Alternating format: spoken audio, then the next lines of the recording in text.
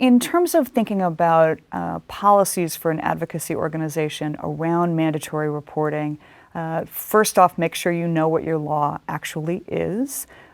Second, make sure you know what professions are actually being practiced in your organization. And that might sound like an obvious question, but since many people who work in advocacy have a social work background, sometimes it's unclear about whether or not they are currently practicing social work or whether they are currently practicing a profession that is required to make mandatory reports.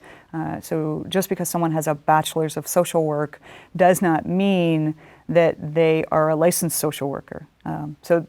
So step number one is be very clear about what your local law is, and step number two is be very clear about what are the professions that are actually working in your organization. And then have clear training and standard language for your staff to use about how do you alert people, how and when do you alert people who are contacting you about your mandatory reporting requirements, and then have a clear policy about what to do if you receive information that you think would require a mandatory report. What action does the advocate take next? And this is an important place to be aware of what are the time requirements. Many statutes will just say that you have to immediately take action, but they won't define what immediately means. Or some will say immediately, but if you look more closely, the definition is within 24 hours.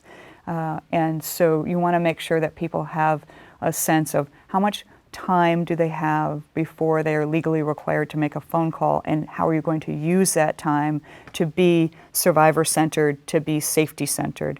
And that's an important element that people need to do safety planning around what it means to be making a mandatory report. If someone comes to you for help and they are an older adult living with the person who is harming them, and you say, I'm going to have to make a report, they need to know, does this mean that the person who I live with, who is harming with me, is about to get a phone call or a visit from the police? And if it does mean that in your state, then where do I sleep safely tonight?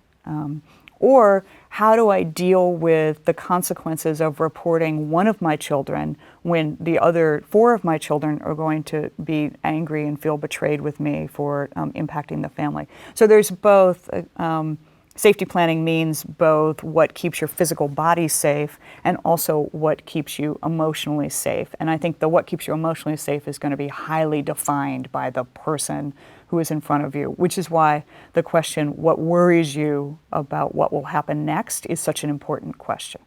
So a couple scenarios to keep in mind. There's mandatory reporting for elder abuse and mandatory reporting for vulnerable adults, depending on the state that you live in. So in some states, the only cases that need to be reported are vulnerable adults, folks who are not able to report themselves or protect themselves.